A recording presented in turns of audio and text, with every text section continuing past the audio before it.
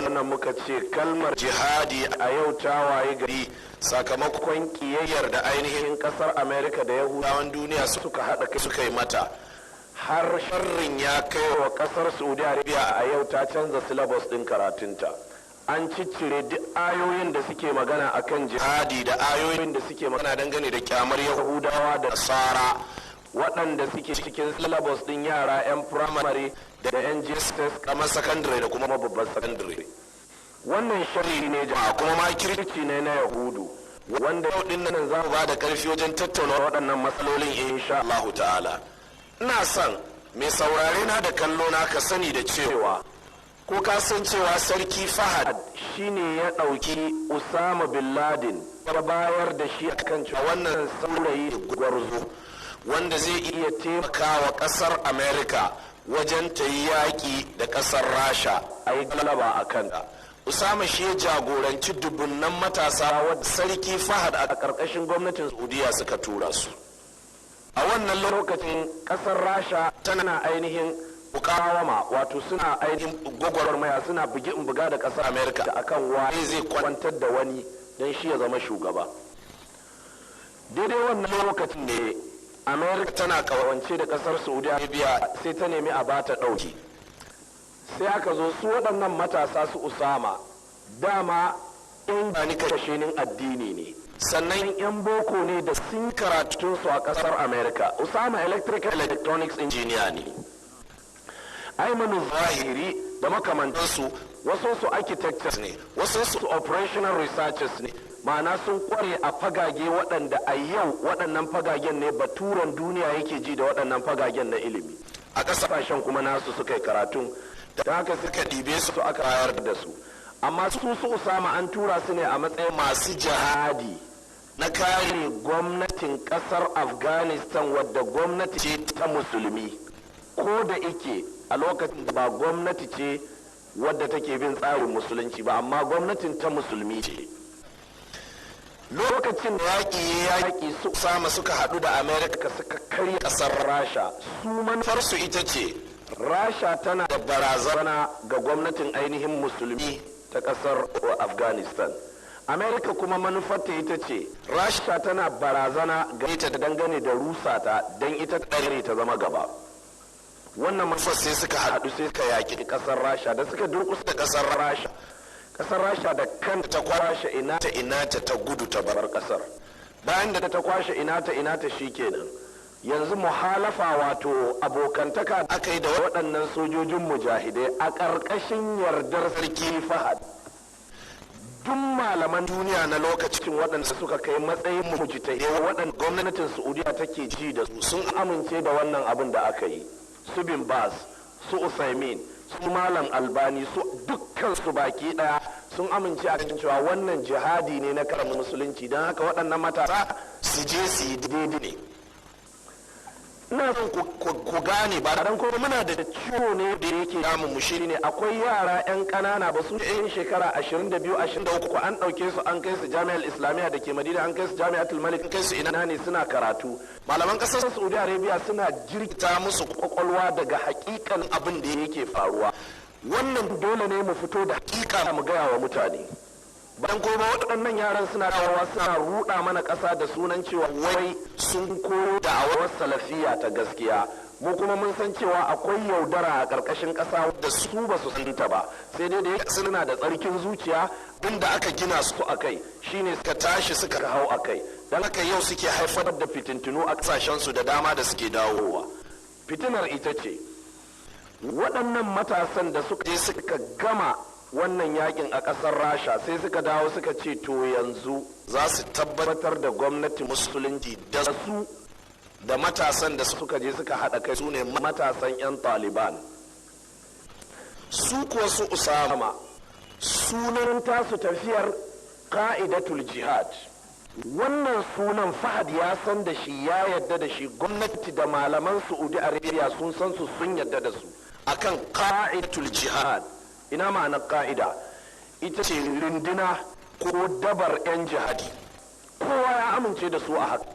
Ibaran dukiya ake ana ba su sadaka, malamai suke fatawa suna cewa matasan duniya ku tashi ku je ga musulunci can za a ci a kasar Afghanistan ku taimaka. Daga nan Najeriya jama'a akwai da yawa matasa yan uwanmu da suka yi yunkurin tafiya. Na iya shi da guda ɗaya wanda yanzu in na gaya muku duka ku za ku san shi.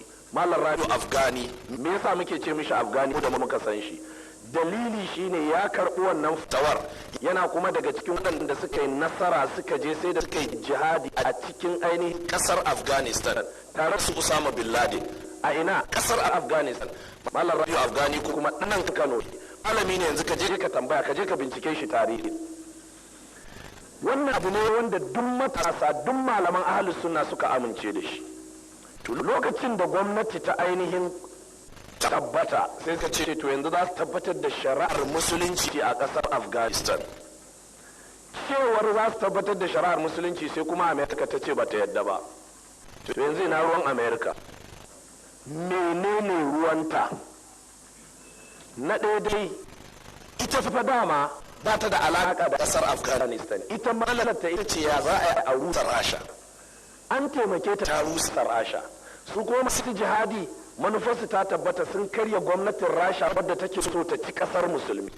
Sai Amerika ta ce san ba ta yadda ba. Don haka sai ta juye wasu fahadi cewa to waɗannan matasan su fita su bar ƙasar Afghanistan su koma ƙasashensu.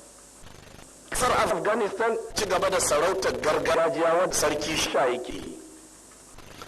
A lokacin ne aka samu su Siyaf, Kalbuddin Hikmatiyar da makamantar sai suka ce to ba za ta yiwu ba. To amma waɗannan su kuma mafi yawancinsu 'yan ƙungiyoyi ne, 'yan ɗariƙu ne, 'yan mazhabi ne, sannan kuma 'yan brothers ne. Waɗanda isu ɗin su Kalbuddin da Sayyaful Jihad ba su yadda da junansu ba, da haka sai ta dawo sai ta rike musu tsakaninsu. Da haka sai waɗannan matasa 'yan ɗaliban da 'yan alƙa'ida sai suka ga mu yanzu muna gwagwarmayar mu kafa gwamnatin musulunci, ga Amerika ta danno mana fitina, waɗanda suke gaban mu su ne dattawa su ne malamai su kuma sun rikice, wannan yana cewa sai dai ɗan ɗariƙar Shaziliya ya zama kaza, wannan yana cewa sai dai ɗan mazhabar Hanafiya ya zama kaza, wannan yana cewa sai dai profesa kaza ya zama kaza. Sai suka haɗu sai suka yaƙi waɗannan malaman nasu sai suka kore su. Kalbuddin wane ne da aka kura su, wasu suka gudu ƙasar Iran, wasu duk sai suka watse, sai ƙasa ta koroma yanzu da 'yan Taliban su kadai, sai 'yan Alƙa'ida waɗanda baƙi ne a ƙasar, kun ji abin da ya kawo su. Sai su fa kuma sai suka dawo suka saka son zuciya, sai suka ɗauki fatawar Amerika to yanzu lallai dole su Usama su bar ƙasar. A bar ƙasa a yi sarautar gargajiya. Amerika ta yi sarautar gargajiya, amma ba ta yadda da shari'ar musulunci ba. Jama'a kun fahimta da kyau? A daidai wannan lokacin ne sai su Usama suka ce ba za su dawo ba. To kuma shine sai malaman Saudiya sai suka juye suka ce to shikenan su Usama yanzu sun yi khuruji alal a'imma. Sun saba wa shugabanni, su Usama sun zama khawarijawa, sun saba wa shugabanni, nan da nan sai kuma fatoyi suka juye, sai fatoyi suka juye, sai fatoyi suka juye. To wannan fitinar sai aka koma yanzu ana yaɗawa cewa su Usama khawarijawa ne. Su Usama khawarijawa ne. Menene dalilin khawarijan su Usama? Domin sun baro kasar Afghanistan da suka tare kafirai daga ita, da nufin sun zauna za su tabbatar da shari'ar musulunci a kasar.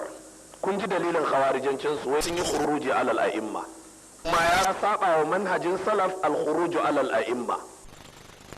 Sai ka ce a waccan umarnin da ya tura su kasar Afghanistan umarni ne na shugaban musulunci, amma wannan na son zuciya ne wanda Amerika ce ta bashi fatawa shi kuma ya bamu, don haka ba za mu ɗauka ba. Kun ji asalin fitinar.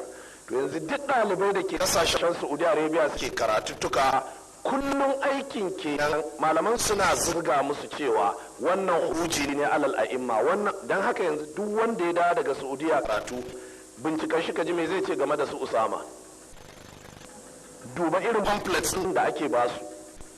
To bambancin mu shine mu muna bin manhajin salafinci amma ba ma ta kalidanci da kowa.